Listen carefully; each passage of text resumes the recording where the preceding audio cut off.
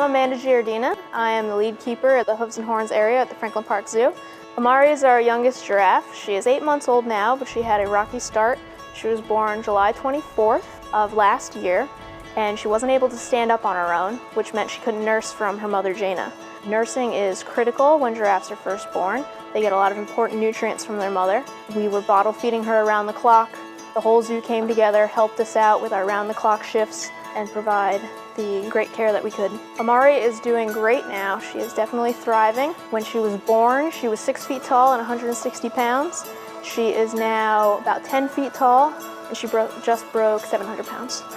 One of the things that I really like about my job is forming a very strong relationship with that animal. It's kind of a conversation that you're constantly having with them. It's also very rewarding to see an animal grow through the course of their life. There are many animals in this department that I watched be born or found when they were just born. So just seeing that life journey is very rewarding. Over the past 15 years, giraffe numbers have gone down from 140,000 to 90,000 left in the wild. I don't really want to think about living in a world without giraffes.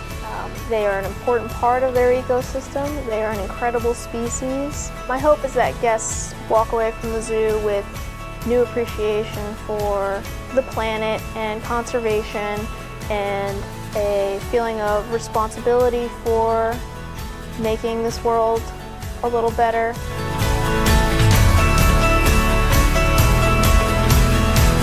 My name is John Brooke Holtz. I work as a zookeeper at Zoo New England, as well as a research assistant at Grassroots Wildlife Conservation with their Blanding's turtle and other amphibian projects.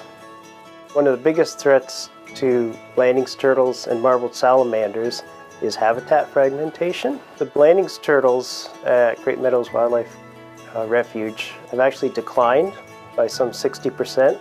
If the population gets small enough, it could just simply die out over time. So my work with Zoo New England and Grassroots Wildlife Conservation really go hand in hand. The mission of both are the same, the conservation of species. What I do is help monitor the Blanding's population. The zoo has been very supportive of the head starting programs. When you release a head start and you find them years later, there's a great deal of satisfaction knowing that you had a part in helping a species and helping that animal survive. With the marbled salamander, it's still a pilot program. They were released for the first time into Middlesex Fells because we have to wait about 4 to 5 years before they're old enough to breed as adults.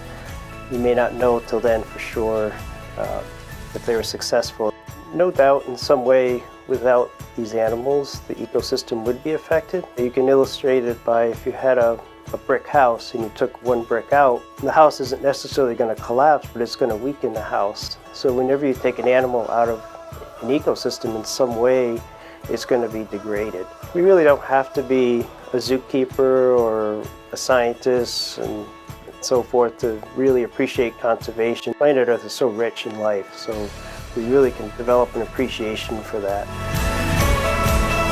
My name is Chris Bartos. I'm assistant curator here at the Franklin Park Zoo in the Hooves and Horns area. My experience training dogs has led me to work with a lot of wildlife. I met Dr. Laurie Marker, who's director and founder of the Cheetah Conservation Fund, and started to talk to her about using dogs in conservation. Cheetahs are the most endangered of the big cats in Africa. Their numbers have dropped by 90% over the past few decades. My work involves training the very first scat detection dog ever for the Cheetah Conservation Fund. Researchers have started to realize that dogs' noses are so acute that they can detect things that we can't even imagine. And Finn is the dog. Finn is a border collie. We take Finn out in the field. He goes out with a team. We bring a GPS pointer. We collect in a very precise way. They can extract DNA and determine exactly which animal that scat came from. And with the GPS points, they get very precise home ranges for a lot of cheetahs, which is very important if you're working on saving habitat. You need to know how much habitat do you need to save. So in December of 2016, I flew back to Namibia. It was very exciting because as soon as I got there, Finn knew me immediately. After 8 years, he didn't forget.